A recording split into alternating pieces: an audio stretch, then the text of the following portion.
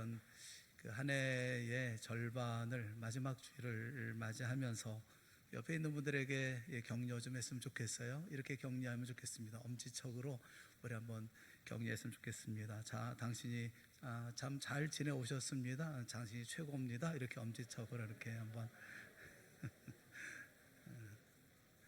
네. 우리는 굉장히 인색해요. 엄지척 하는데 뭐 그게 뭐가 들어요? 왜 한 손으로 하는지 모르겠어요. 두 손으로 이렇게 한 손으로 두 손으로 수고들 하셨습니다. 고생들 하셨습니다. 엄지척 하는 거, 또 옆에서 이렇게 격려하는 거 우리가 다 필요하죠. 우리가 서로가 옆에 있는 분들이 좀 힘내자, 그래 잘했어, 여태까지 잘 지내왔어, 내 가족이 누군가 얘기해 주거나 또 같은 동료가 또는 성도가 수고했어요 이렇게 얘기해 줘도 많이 힘이 되지 않습니까? 그런데 코로나19가 다 끝나고 난 다음에, 그리고 또 내게 주어진 모든 시련이 다 끝나고 난 다음에 우리 주님이 친히 우리를 향해서 엄지척 하시면서 수고했다, 고생했다, 야 네가 최고야, 이렇게 하신다는 이 상상만 해도 이 기분이 좋지 않습니까? 힘들고 어렵지만 그러나 주님께서 야 네가 최고야, 잘했어, 이렇게 말을 듣는다면 우리 고생도 어렵지 않게 잘 지나갈 수 있을 거라는 생각이 들어요. 그래서 그 시점에 우리는 물어봐야 됩니다. 우리 스스로에게 나는 잘하고 있나? 물어봐야 되겠죠. 우리 주님이 나를 향해서 엄지척을 할 만큼 잘 견디고 있고 잘 버티고 있고 잘 싸우고 있나? 우리 스스로가 한번 물어봤으면 좋겠어요. 오늘 우리가 읽었던 본문의 말씀은 그래서 우리의 삶 속에 아주 중요한 충고를 우리에게 해주고 계십니다. 오늘 본문의 13절은 이렇게 시작을 합니다. 악의 눈, 이렇게 시작을 해요. 악의 눈이라는 이 악오 눈, 이 두 단어, 이 악오 눈이라는 말은 now listen, 그러니까 자 이제 잘 들어, 이렇게 얘기를 하고 있는 거죠. now listen to me, 내 말을 잘 들어. 그러니까 지금 하고 있는 말은 정말 중요한 말이니까 꼭 들어라, 이렇게 말씀을 하고 있는 거죠. 특별히 여기 들어라 라는 말로 시작하면서 못하는 자들아 라는 식의 이 화법은 누군가를 맹렬하게 비난할 때 쓰는 전형적인 화법이기도 하다고 그래요. 그러니까 야고보 사도는 지금 아주 강하게 지금 말하고 있는 거예요. 도대체 무슨 말씀을 이렇게 신신당부하면서 아주 거칠게 이렇게 말을 시작하고 있는 것일까요? 사랑하는 여러분, 오늘처럼 이 어렵고 힘든 시대에 그리고 어떻게 하는 것이 옳은 것인가 하는 그런 생각이 참 많은 이런 시대에 신앙생활하는 우리 인생에 오늘 본문에 있는 말씀은 정말 중요한 교훈을 우리에게 알려주고 계십니다. 우리 모두가 말씀을 대하면서 주의 음성을 듣고 깨닫고 또 주님이 엄지척하는 그런 믿음의 삶을 만들어 가실 수 있기를 주님의 이름으로 축원합니다. 하나님의 말씀은 단 한 절의 말씀이라 하더라도 언제나 수많은 교훈이 담겨져 있습니다. 저는 오늘 우리가 읽은 본문 말씀 속에서 많은 교훈을 다 알 수도 없지만 저는 세 가지 교훈을 우리 함께 나누려고 합니다. 오늘을 살아가는 우리들이 꼭 교훈 삼아야 하는 말씀, 우리가 어떻게 삶을 살아야 할 것인가, 이정표가 되기도 하고 기초가 되기도 하고 기둥이 될 수 있는 그런 세 가지 교훈을, 새겨들어야 할 교훈을 이 말씀을 좀 나누려고 합니다. 첫째는 말이 아니라 믿음으로 살아야 하는 그런 시대라는 겁니다. 또 한 가지는 내일이 아니라 오늘을 살아야 된다는 것이고, 세 번째는 이익 중심이 아니라 선을 이루는 삶을 살아야 된다라고 말씀을 해주고 있어요. 한 가지씩 우리가 좀 살펴보면서 말씀을 생각해 보려고 합니다. 여러분이 가지고 있던 생각, 어려움 다 내려놓고 주님의 뜻이 무엇인가 하는 것을 우리가 확연하게 다시 한번 확인해 보고 우리 삶 속에 잘 적응해 나아갈 수 있는 우리 모두가 될 수 있기를 바라요. 첫째는 말이 아니라 믿음이어야 된다라는 것입니다. 우리 13절에 있는 말씀을 우리 한번 다 같이 한번 읽었으면 좋겠어요. 봅시다. 시작. 들으라, 너희 중에 말하기를 내일이나 우리가 어떤 도시에 가서 거기서 1년을 머물며 장사하여 이익을 벌이라 하는 자들아. 너희 중에 이렇게 장담하면서 말하는 사람들이 있다는 거죠. 그렇게 하리라, 이렇게 장담하는 사람들이 있다는 겁니다. 어느 도시에 가서 1년 가서 장사하면 이렇게 일을 볼 거야, 이렇게 말하는 사람들이 있다는 거죠. 근데 이 이야기를 가만히 이렇게 살펴보면 모두가 말잔치일 뿐이구나 하는 그런 생각이 들어요. 왜냐하면 이 말 속에는 정해진 것도 없고 분명한 것도 없고 구체적인 것도 없습니다. 심지어 일정조차도 오늘이나 내일이나 오늘 갈까 내일 갈까 모레 갈까 정해져 있는 것은 아니에요. 그렇게 일정도 정해져 있지 않습니다. 또 어떤 도시라고 하는 정해진 도시도 없어요. 어떤 도시에 가서라는 거죠.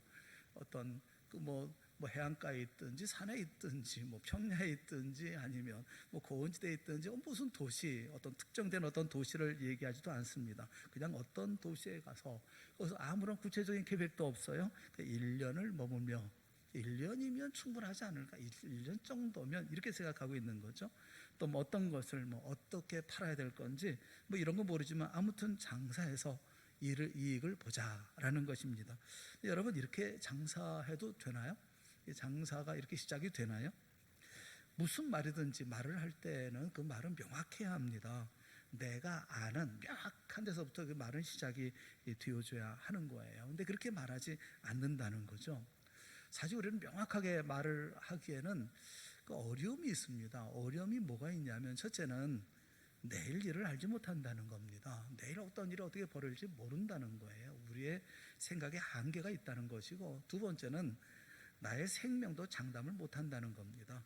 잠깐 보이다가 없어지는 안개 같을 뿐인 생명을 가지고 살고 있기 때문에 이것 때문에 우리가 명확하게 부비하게 얘기할 수가 없다는 거죠. 그래서 내일 일을 계획하시고 섭리하시는 하나님 없이는, 나의 생명을 주관하시는 하나님 없이는 모두가 다 우리가 하는 말은 알지 못하고 하는 헛된 말일 뿐이라는 거예요. 그래서 말을 하려고 하면 주의 뜻이면 이렇게 말을 해야 된다는 겁니다. 15절 말씀을 여러분 보세요.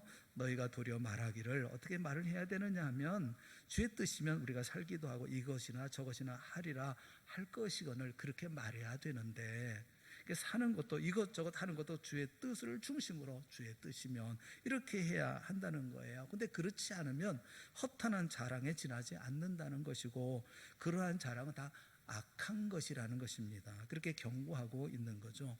그런데 너희는 이제도, 여기 얘기하잖아요. 66절에 이제도 너희는 그런 자랑을 일삼고 있고, 그렇게 헛된 말 하고 있고, 허탄한 말 하고 있는 그 악한 짓을 하고 있구나, 이렇게 말하고 있는 거예요.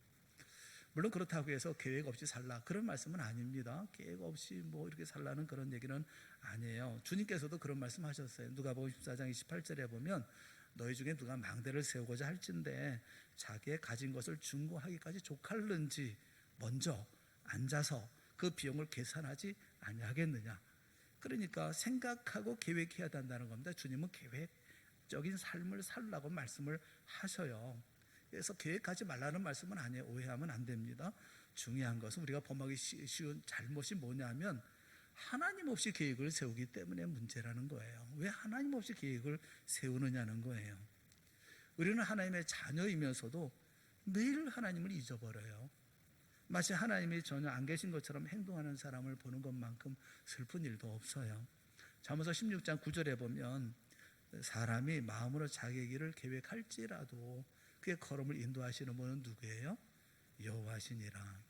우리가 계획한다 하더라도 걸음을 인도하신 분이 하나님이라는 사실을 우리가 알고, 그리고 계획을 해야죠. 뭘 계획해도 하나님 없이 계획하지 말라, 하나님 없는 계획으로 살지 말라, 그렇게 말씀하고 있는 거예요. 사랑하는 여러분, 인생의 주인은 하나님이십니다. 인생의 연한도 미래의 삶도 전적으로 하나님의 주권에 달려있는 거예요.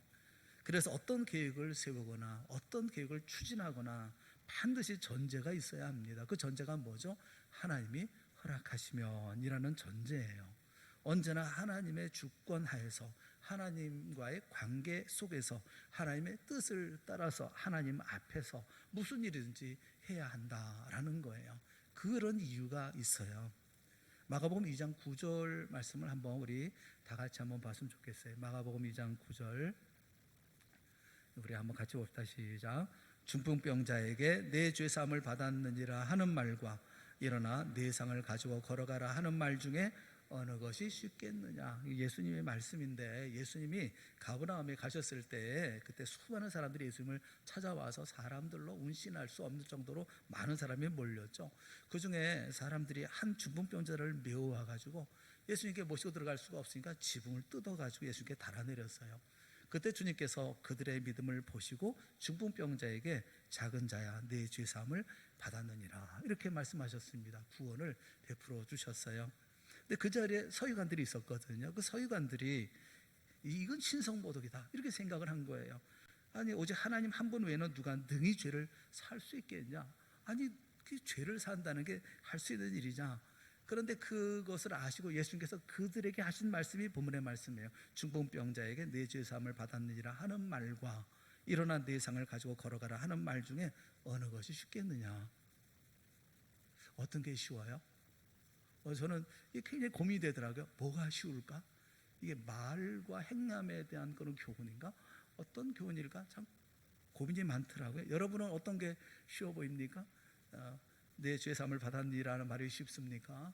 일어나 가라 라는 말씀이 쉽습니까? 예수님이 하신 말씀은 둘 중에 하나 고르라는 말씀이 아니에요. 이 말씀은 그런 말씀이 아닙니다. 우리에게는 쉬운 거 하나도 없습니다. 내 죄 사함을 받았느니라 우리는 할 수 없어요. 우리가 어떻게 그렇게 내 죄 사함을 받았느니라 할 수가 있겠어요? 또 일어나 내 상을 가지고 걸어가라 이것도 할 수 없어요. 그럴 능력의 사람들이 우리가 아니잖아요. 그러니까 우리에게는 다 어렵습니다. 어려운 정도가 아니라 이건 불가능합니다. 이 두 가지는 안 되는 거예요. 그런데 우리 주님에게는 다 되는 일입니다. 주님에게는 다 쉬운 일이에요. 내 죄 사함을 받았느니라 하는 말씀이나 일어나 내 상을 가지고 걸어가라 라는 말씀이나 주님에게는 다 쉬운 말씀이에요. 다 하실 수 있는 그런 말씀이에요.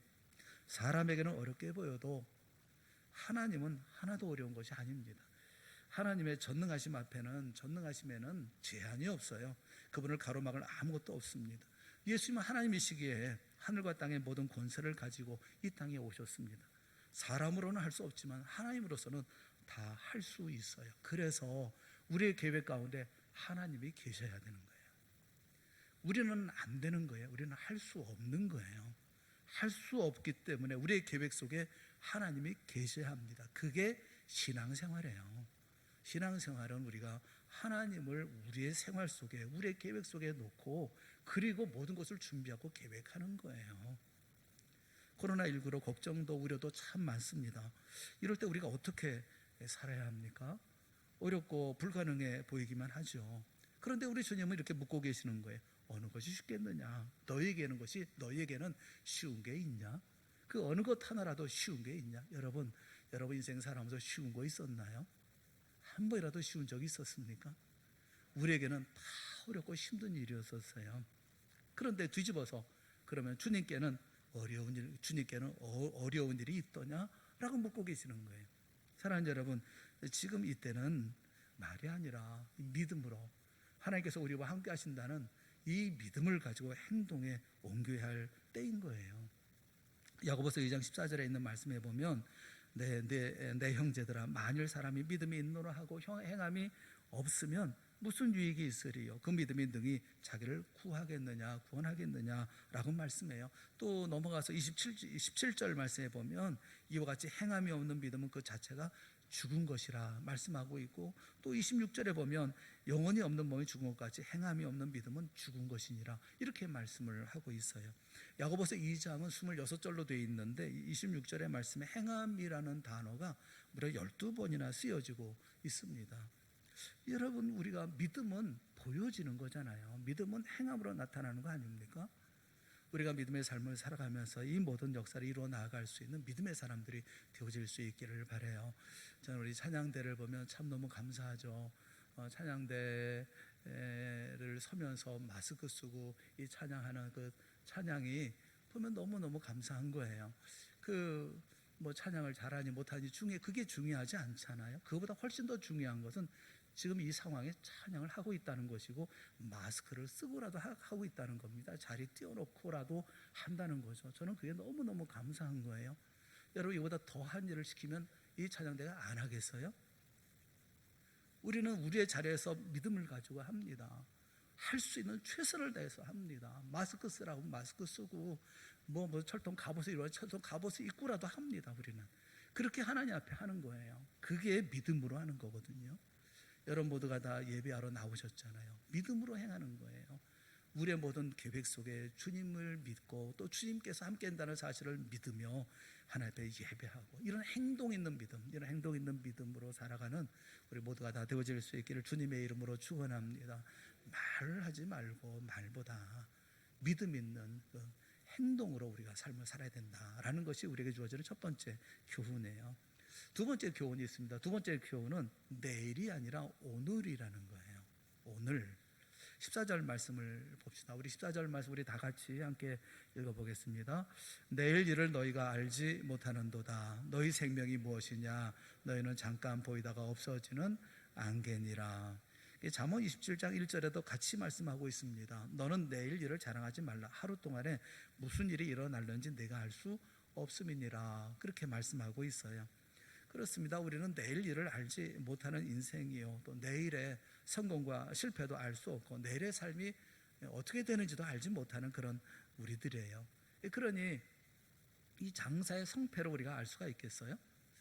누구든지 장사를 하든 뭐 사업을 하든지 간에 잘 될 것이라고 생각하고 시작하지 뭐 안 될 것이라고 생각하고 장사 뭐 사업을 시작하는 사람이 누가 있겠어요? 우리의 계획에는 모두가 다 장밋빛 계획으로 뭐 이런 청사진으로 가득 차죠. 누구든지 우리의 계획 가운데에는 병이라든가 재난이라든가 사고라든가 이런 거 끼워 넣는 사람은 아무도 없죠. 그런데 여러분, 하나님이 우리에게 주신 인생은 내가 마음 먹은 대로 내가 계획한 대로 그렇게 가던가요? 그렇게 이루어지지 않잖아요. 우리 인생 가운데는 수많은 굴곡점이 많지 않습니까? 변곡점이 많이 있잖아요. 그러니까 장사의 성패를 우리는 알 수가 없어요. 어떻게 될 건지를 알 수가 없어요. 또 생명도 잠깐이라는 것은 모르는 게 인생이에요. 너희는 잠깐 보이다 없어지는 안개니라 이렇게 말씀하고 있는데, 이 안개라는 아트미스라고 하는 이 말은 연기라는 말도 수증기라는 말도 같이 쓰이는 그런 단어입니다. 그러니까 짧고 허무하고 또 내용도 없고 불안정한 인생이라는 것을 말씀해주고 있는 거죠. 인생은 이 땅에 잠깐 있다는 거예요. 잠깐 보이다가 사라지는 안개 같은 존재라는 거예요. 예수님께서 마태복음 6장 34절에 그렇게 말씀하셨습니다. 그러므로 내일 일을 위하여 염려하지 말라. 내일 일은 내일이 염려할 것이요 한날의 괴로움은 그날로 족하니라. 그렇게 말씀하셔요. 이 말씀을 주석하신 분이 계시는데 뭐라고 주석하셨냐면 이렇게 얘기했어요. 하나님께서 바로 지금 하고 계신 일에 온전히 집중하라. 내일 있을지 없을지도 모르는 일로 동요하지 말라. 어떠한 어려운 일이 닥친다 하더라도 막상 그때가 되면 하나님께서 감당할 힘을 주실 것이다 라는 내용이다. 이렇게 주석하신 분이 계셔요. 하루씩 하나님께서 내게 베푸시는 일, 하나님 지금 하고 계신 그 일에 집중하라는 거예요. 또 내일 있을지 없을지 모르는 그런 일들 때문에 오늘 동의하지 말라는 겁니다. 동의하지 말라. 그때마다 또 우리 주님이 감당할 힘을 주실 것을 믿으라라는 거예요. 우리 주님이 기도를 가르쳐 주셨잖아요. 이렇게 기도하라. 근데 그 기도 가운데 이런 기도 있죠. 오늘 우리에게 일용할 양식을 주시옵고. 일용할 양식, 데일리 브레드, 매일매일 먹을 양식.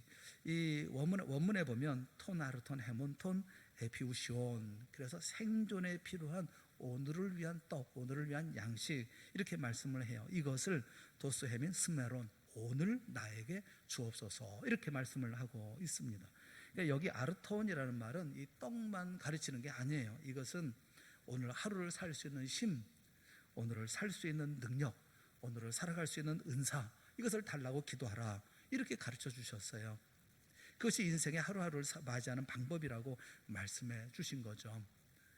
우리의 먼 미래를 다 감당할 수는 없죠. 그러기는 너무 벅차지 않습니까? 다행히 우리 주님은 미래를 24시간으로 끊었어요. 24시간으로 구분해가지고 하루라고 하는 작은 형태로 우리에게 주셨습니다.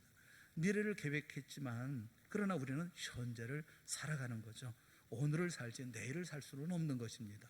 미래를 계획하지만 그러나 중요한 것은 현재죠. 현재를 중요하게 여기고 현재에 충실하며 우리가 삶을 살아야죠. 우리가 지금 할 수 있는 것은 이거 아니겠어요? 그 일본 경영학이라고 하는 책을 쓴 스펜서 존슨이라고 하는 분이 완전한 현재라는 그런 책을 썼어요. The Perfect Present라고 하는 이 완벽한 완전한 현재라는 책을 썼는데, 그분 얘기는 그냥 완전한 현재란 문자 그대로 완전한 현재라는 것입니다. 현재의 시간, 그것이 내가 가지고 있는 전부라는 거예요. 현재는 내가 가지고 있는 전부라는 겁니다. 이것이 하나님이 내게 주신 선물이고 나는 그것을 사용해야 한다는 거죠. 내가 가진 모든 것, 그것은 바로 현재라는 거예요. 그러니까 오늘 하루 완전하게 살라는 겁니다. 하루씩 완전하게 살라는 거예요. 오늘이나 내일이나 이렇게 할 것이 이런 것이 아니라는 겁니다. 오늘 갈지 내일 갈지 모레 갈지 정해지지 않은 이런 것이 아니라 오늘, 분명히 오늘이라는 거예요. 어떤 도시에 가서 거기서 1년을 머물며 장사 이익을 벌이라 이렇게 얘기하는 게 아닌 겁니다. 오늘 주님이 있게 하신 이곳에서 뜬구름 잡는 이야기 늘어놓는 게 아니라 내가 할 수 있는 최선을 다해서 주님이 내게 주신 그 모든 일을 감당하는 것, 그게 바로 우리 성도들이 살아가는 삶의 방식이라는 거예요. 사랑하는 여러분, 여러분은 오늘 잘 살고 계십니까? 완전하게 빈틈없게 또 반드시 해야 할 일을 해나가면서 여러분 오늘을 살고 계십니까? 여러분 내일로 미루지 마십시오. 내일 꼭 하겠다고 약속도 하지 마십시오. 또 나에게 내일이 있을 것이라는 것도 장담하지 마십시오. 오늘 못하니까 내일은 할 수 없는 일이 얼마나 많습니까? 여러분, 사랑하는 여러분, 내 가족에게 잘하세요. 오늘 잘하십시오. 내 부모에게 잘하십시오. 오늘 잘하십시오. 내 자녀에게 잘하십시오. 오늘 잘하세요. 그리고 내가 사랑하는 사람들에게 잘하십시오. 오늘 잘하십시오. 무엇보다 나를 사랑하시는 주님 앞에 잘하십시오. 오늘 잘하십시오. 코로나19가 지나간 다음에 정말 신앙생활 잘할게요, 그런 분들이 계시는데 그런 말 하지 마세요. 지금 주 앞에 최선을 다하세요. 주님이 여러분을 향해 엄지척하시는 오늘을 살아가는 우리 모두가 다 되어질 수 있기를 주님의 이름으로 축원합니다. 오늘 열심히 사셔야 돼요. 오늘 최선을 다해 사셔야 돼요. 오늘 찬양대에서 쓰면 죽을 힘을 다해서 찬양을 해야 되는 거예요. 아주 공교한 소로 아름답게 찬양을 해야 되고, 우리 성도님들은 오늘 예배하는 날 최선을 다해서 예배를 해야 되는 거예요. 다음 주 맥주감사절은 감사해야 한 마음으로 하나님 앞에 감사함으로 하나님 앞에 드리며 또 우리가 하나님 앞에 예배해야 하는 거예요. 하루하루가 소중한 날이라는 것을 여러분 잊지 말아야 합니다. 마지막 세 번째가 뭐냐면 이익이 아니라 선을 행하라는 겁니다. 선을 이루라는 거예요. 17절 말씀을 같이 봅시다. 17절 다 같이 시작. 그러므로 사람이 선을 행할 줄 알고도 행하지 아니하면 죄니라. 여러분은 죄를 뭐라고 정의합니까? 우리는 죄를 어떤 악한 행동, 그렇게 생각하는 경우가 많죠. 살인, 간음, 사기, 거짓말, 도적질, 이런 것들이요. 이런 것들은 적극적으로 행한 죄라고 그래요. 적극적인 죄, 이렇게 얘기를 합니다. 또 다른 죄도 있어요. 소극적인 죄도 있습니다. 이것은 어떤 죄냐면 하지 않았기 때문에 범하는 죄예요. 오늘 본문도 말씀하죠. 선을 행할 줄 알고도 행하지 아니하면 뭐예요? 죄다. 이렇게 내가 아무것도 하지 않은 거, 그거 죄예요. 내가 반드시 해야만 되는 일이 있는데 그 일을 하지 않으면 그거 죄입니다. 신앙생활은 단순히 악을 행하지 않는 거 그 이상이어야 하는 거예요. 우리가 보통 보면 이것도 하지 마라 저것도 하지 마라, 이거는 이렇게 해라 저렇게 해라 하지만 이것도 하자고 저것도 하지 않는 거, 이렇게 죄를 짓지 않는 거, 그게 훌륭한 신앙이라고 하면 아마 제일 훌륭한 신앙인은 죽은 사람일 것입니다. 죽은 사람은 아무런 죄도 짓지 않을 것이기 때문에 그렇죠. 우리 적극적으로 선을 행하는 사람이 되어줘야 되는 것이지, 죄를 무서워하고 죄를 짓지 않는다고 해서 이런 부분만 이루어서는 안 되는 거죠. 선을 이루는 자리에 나가야 한다는 거예요. 이 선이 뭡니까? 그렇다면 선을 이루라고 얘기하는데, 그러면 선이 뭡니까? 선을 행하라 라고 얘기할 때 선이 칼로스라고 하는 이 말은 아름다운, 좋은, 뛰어난, 훌륭한, 유익한, 착한 이런 뜻을 가지고 있어요. 이런 경우에 다 사용하는 것이 칼로스라는 이런 단어입니다. 근데 이 헬라어 칼로스라는 단어가 히브리어에는 토우브라는 말과 같은 말이에요. 창세기 1장에 보면 하나님이 세상을 만드신 후에 만드시고 난 다음에 꼭 하셨던 말씀이 있죠. 하나님이 보시기에 좋았더라, 이렇게 말씀을 연발하시죠. 여기 좋았더라 라는 말이 바로 토우브라는 말입니다. 그 시편에도 보면 137편에 보라 형제가 연합하여 동거하며 어찌 그리 선하고 아름다운고. 여기 선하고 아름답다. 이 선하다는 말이 토브라는 말이에요. 히네 보라. 이 처음에 시작하는 것이 히네마 토브 마나임 이렇게 시작하거든요.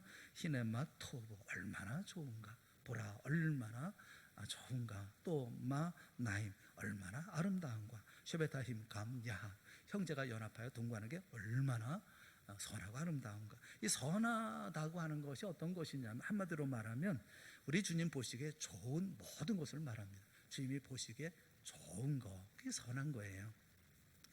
왜 우리는 선을 행하지 않을까요? 왜 우리는 선을 행하는 일에 빠르지 않을까요?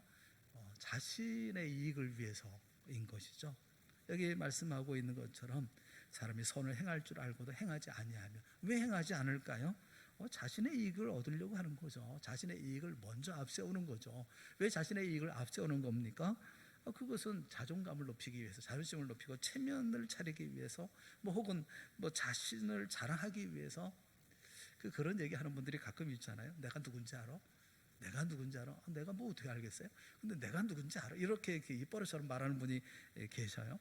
그 한마디 하고 싶어가지고 이렇게 열심히 살고 그러는 거 아닌가 그런 생각이 들어요. 여러분, 사람 중심의 삶을 신앙생활이라고 하지 않습니다. 사람에게 인정받고 사람에게 박수받고 사람에게 존경받는 삶을 그 신앙생활이라고 하지 않아요. 의리 바빠서 우선하느라고 그래서 하나님이 요구하시는 선을 미룬단 말입니다.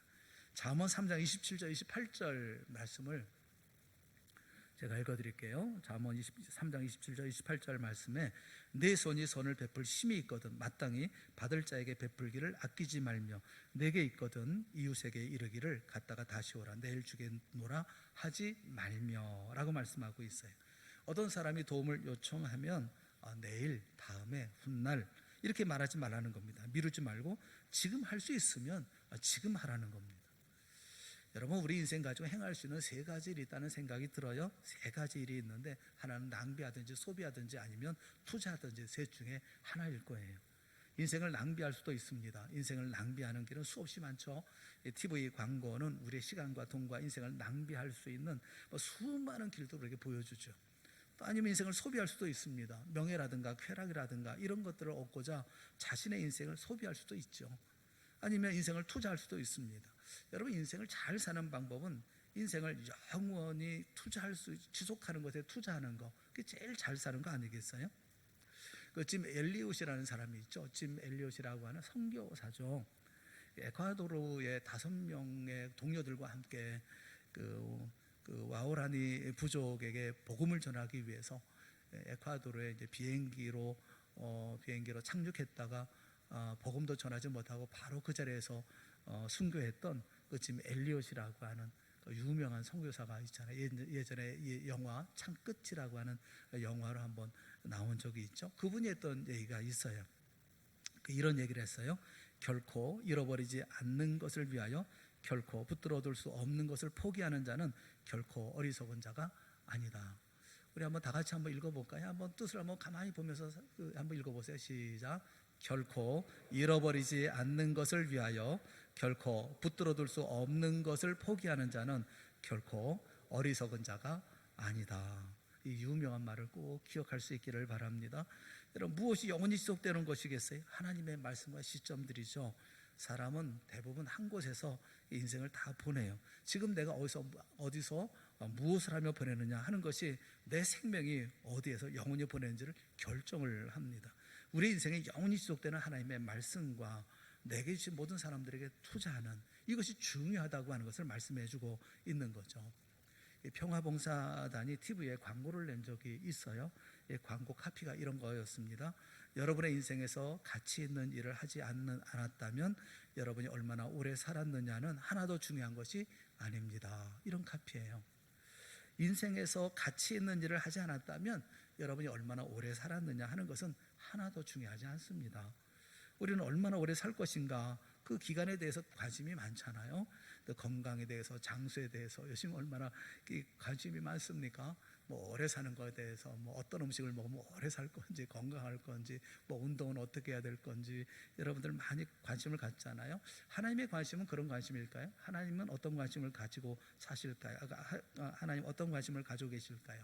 우리가 무엇을 기여했는가, 또 기여에 대해서 우리가 어떤 기여를 했는지에 대해서 관심을 많이 가지시죠. 하나님은 내 인생을 중요한 것으로 만들 것이가 아니면 중요하지 않은 것들, 비본질적인 것들에 낭비할 것인지, 이 모든 것들을 우리가 생각을 해야 됩니다. 하나님이 이 달란트와 은사에 대해서 말씀해 주신 거 여러분 기억하십니까? 주인이 한 사람에게 1달란트를 주고 또 다른 사람에게 5달란트, 또 다른 사람에게는 10달란트를 주었어요. 주인이 떠났다가 수년 만에 돌아왔습니다. 두 사람은 자신의 돈을 2배로 남겼어요. 그런데 마지막 사람은 그 받은 금을 가져다가 땅에 묻고 아무것도 하지 않았습니다. 주인이 뭐라고 그랬죠? 내가 차라리 것을 은행에 맡겼더라면 이자라도 얻었을 텐데 하면서 뭐라고 얘기하느냐 하면, 이 악한 종아라고 책망했다. 예수님이 말씀하셨어요. 뭘 했길래 책망을 했습니까? 책망을 하시는 겁니까? 아무것도 하지 않았기 때문에. 그게 악한 거예요. 우리 인생에서 가치 있는 것을 아무것도 하지 않는다면 그 악한 것입니다. 여러분의 인생을 가치 있는 것으로 만드십시오. 여러분은 삶의 과정이 중요합니까? 결과가 중요합니까? 하나님은 과정을 중시하실까요? 결과를 중시하실까요? 지난 2주간 동안 장로, 집사, 권사 선출을 위한 공동회를 했습니다. 아시는 것처럼 3분의 2의 득표를 얻은 분이 계시지 않았어요.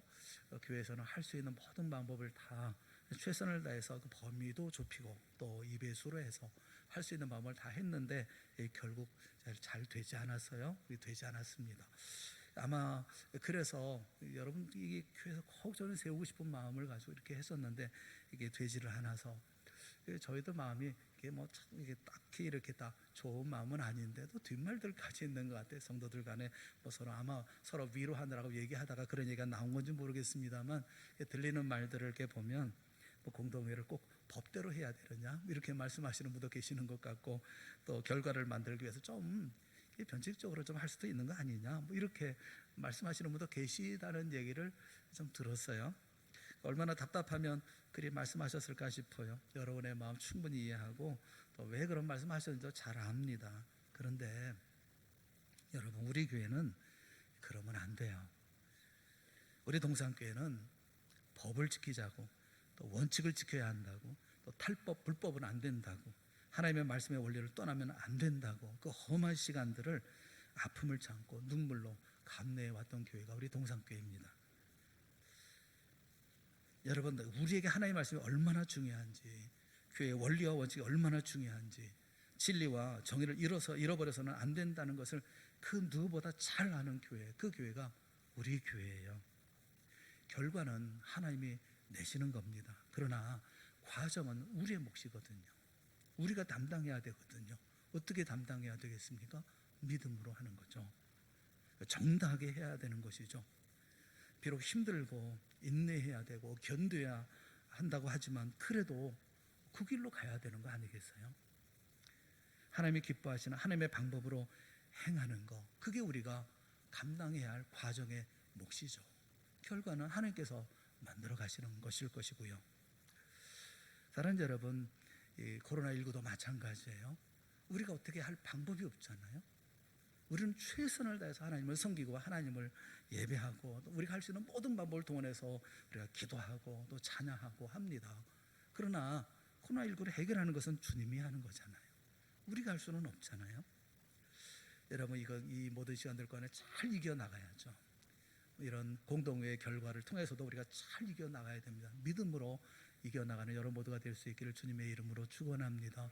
이 일 까닭에 마음 상하거나 이 일 까닭에 속상해하거나 이 일 때문에 마음 다치거나 하는 분이 단 한 분도 없기를 바라요. 믿음으로 해야죠. 우리는 끝까지 믿음으로 견디어 나가야 되는 거예요. 우리 모두가 시련을 이겨낸 우리 앞에 우리 주님이 엄지를 세우면서 잘했어, 야, 뭐 정말 잘했어, 착하고 충성된 종아, 수고해서, 야, 고생 많았지, 이렇게 환히 웃으면서 기뻐하시는 주님을 만나는 우리 모두가 될 수 있기를 주님의 이름으로 축원합니다. 우리는 세상 누가 뭐래도 주님의 뜻을 따라가 삽니다. 우리는 그 세상 누가 뭐라고 하더라도 주님의 인도하심을 따라갑니다. 우리는 우리 주님 예수 그리스도와 함께 우리는 삶을 살아갑니다. 멕시코에서 선교하는 이기재 선교사님이 그 선교 편지를 보내왔어요. 선교 편지를 보내왔는데 멕시코도 지금 아주 코로나19 때문에 정말 문제가 큰가 봐요. 교회, 성당, 뭐 공원, 공공장소 모두를 다 폐쇄했대요. 마스크 착용이 의무화됐고 또 학교는 다 휴교됐고 또 주요 정부 기관을 다 잠정 정지가 됐답니다. 6월 말까지 다 또 마을 어귀마다 전부 다 이렇게 노란 띠를 다 둘러가지고 사람들 다니는 거 전부 다. 그런데 이제 문제는 확진자를 확인할 방법이 없대요. 사람들이 다 의료진들이 다 그렇지를 못해가지고 방법이 없대요. 그 옆집에서 사람이 죽고 떠나는데 왜 죽었는지를 모른다는 거예요. 이유가 뭔지를 모른다는 거예요. 이 사람이 코로나 걸려서 죽었는지 뭐 다른 병으로 죽었는지 확인할 방법이 없다는 거예요. 이분은 과달라하라에서부터 60km 떨어져 있는 곳에 뭐 거의 시골이라고 얘기하는 그곳에 있거든요. 너무 불안하다는 겁니다. 그런데 한편으로는 너무 편안하대요. 몰라서 편안하더래요. 그냥 모르는 게 약이다 이러면서 왜 죽었는지 모르지만 어쨌든 나는 선교한다 이러면서 선교를 한다는 거예요.